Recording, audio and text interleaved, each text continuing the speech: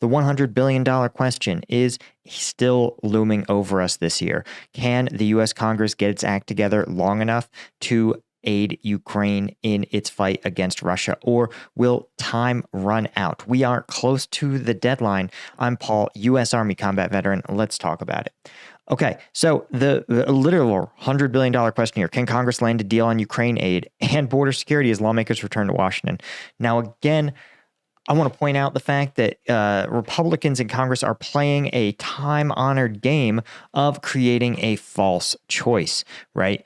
This is like saying, do you want pancakes for breakfast or a burger for lunch? Guys, you can have neither, or you can have both of those things. It is not an exclusionary choice. The fact that you're framing it that way is just something you made up, right? You can have Ukraine aid with or without a deal on border security. Those two things have nothing in common.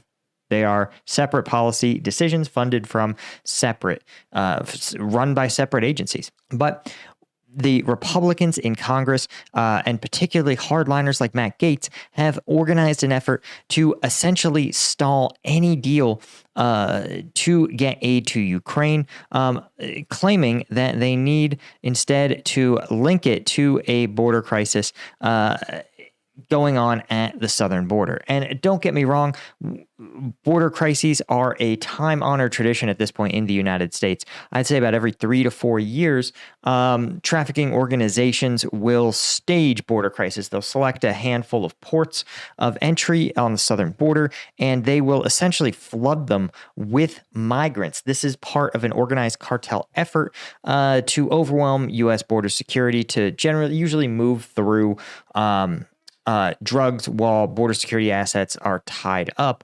processing migrants. It's a very tried and true tactic. So when there is a border crisis, it's usually not across the entirety of the southern border. Again, it's highly targeted into individual border patrol sectors.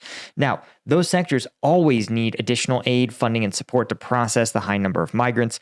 And as we've talked about elsewhere on the channel, the overall U.S. asylum and immigration system is an absolute joke. It's chronically underfunded and absolutely Byzantine and unnavigable. People who have legitimate asylum claims, people who are just simply arriving in the hopes of slipping in undetected, are constantly muddled up in the same system that doesn't deliver outcomes that are good for anyone.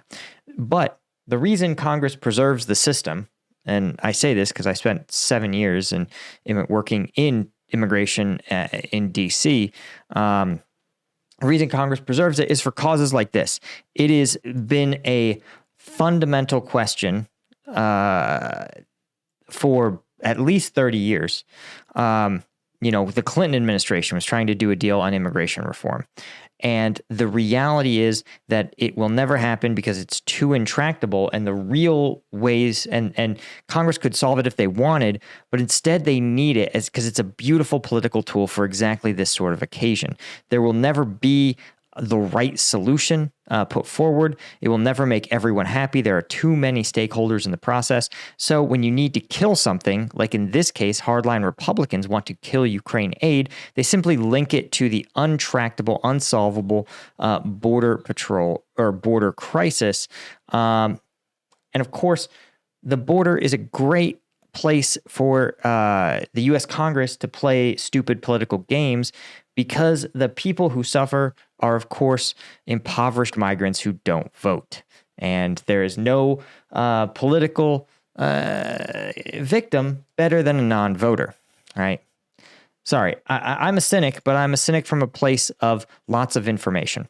So that doesn't mean, though, that President Biden's administration isn't working tirelessly to try to actually get some sort of Ukraine defense aid passed. Of course, it's also conveniently been linked. It seems like Biden is actually linked aid for Ukraine with Israel, which, again, I want to point out, guys, is just also incredibly stupid.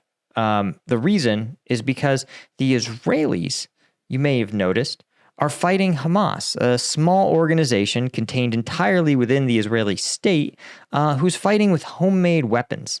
And as far as I can tell, Israel is absolutely thrashing Hamas.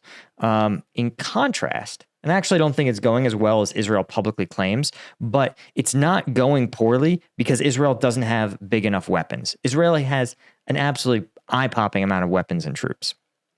But by linking these things, right, by linking the Israeli aid, right, to make a large, overpowering, belligerent, even larger and even more overpowering, they're linking it to Ukraine, who is an undersized military trying to defend their country against an aggressor. Do you see the fact that these are two totally different conflicts with totally different dynamics? And the fact is, Israel, while I'm sure they appreciate lots and lots of U.S. taxpayer money, what they really want from the United States is the diplomatic cover that the U.S. continues to provide them. It's obvious to anyone that these are very different structural conflicts. And the Hamas, while bad people, do not need billions of US dollars to minimize them. Hamas doesn't care about the United States. They care about Israel. In contrast, Russia is a geopolitical rival that Putin himself says, we exist to oppose the United States. So when you have an opportunity to spend your defense budget to eliminate the military of someone who says, we exist to destroy the United States of America and all it stands for, you probably get out your checkbook. I don't know how else to put it. Sorry. I'm incredibly cynical and bitter about this. The reason is because President Zelensky, when he went to Congress in December, was very clear that he needs aid by February. Here is an article from the New York Post saying Zelensky had told Speaker at the time, Johnson, that Ukraine aid won't run out until February. So Zelensky may not have realized this, and maybe he didn't think it was going to go public, that Ukraine aid, right, won't run out until what at the time was several months. This was in, of course, December, but they wouldn't run out until February. So I actually think it's highly possible that, Zelensky said that Ukraine can make it till February. The gesture of support was more important for battlefield morale right now. And of course, Zelensky said the same thing in public.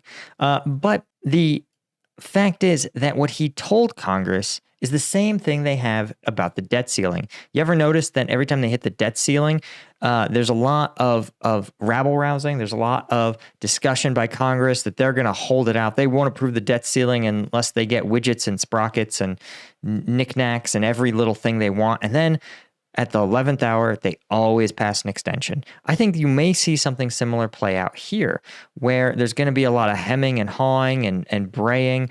And then when push comes to shove, when February hits, I think you're going to see a decision, right? I think you're going to see them actually generate some aid.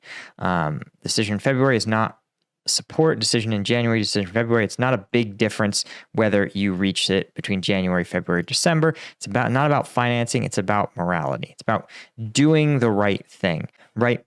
And I think that's one of the more significant things is that, Zelensky told Congress, you guys have some time to play games. And when you tell Congress they have time to play games, they're going to play games. Now, the game they're playing right now is to try to get the Republicans want border security aid package. And the White House seems to be playing the game of getting aid to Israel.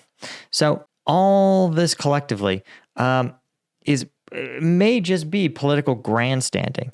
February is the real 0 hour. And it sounds like negotiators are still grinding away at a compromise.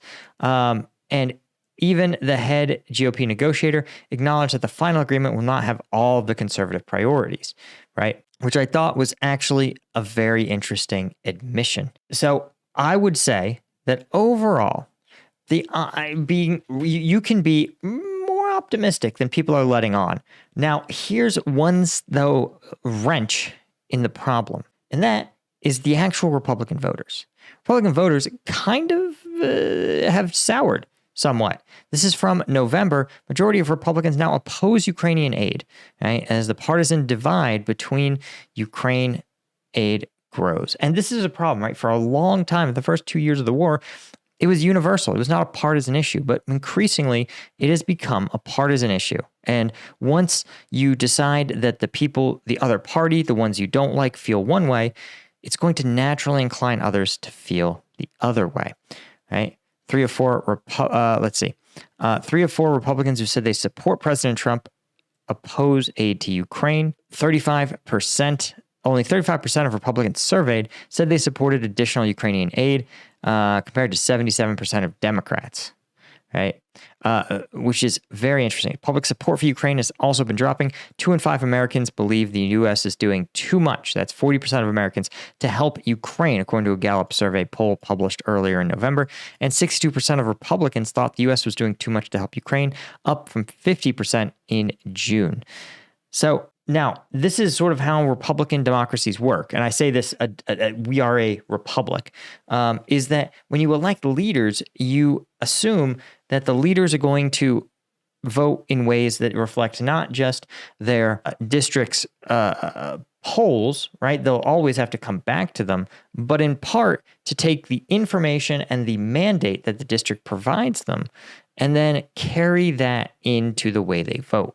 So, right, a lot of these leaders are put in place to say, hey, part of your mandate when I vote for Congress or a congressperson is that they take all the information, even the classified stuff that I'm not party to as a civilian, and make the decisions that'll be best for U.S. national security.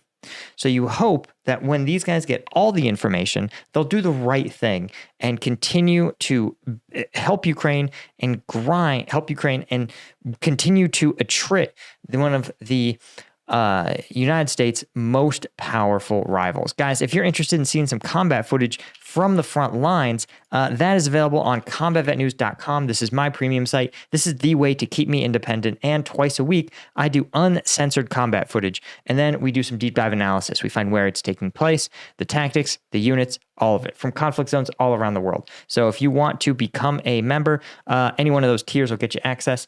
And I appreciate every one of the members at combatvetnews.com. And I appreciate you guys. And thanks to all the members. Hit like and subscribe on the video. Let them know that we're making good content out here and that this is worth promoting. That's all I got. See you guys in the next one.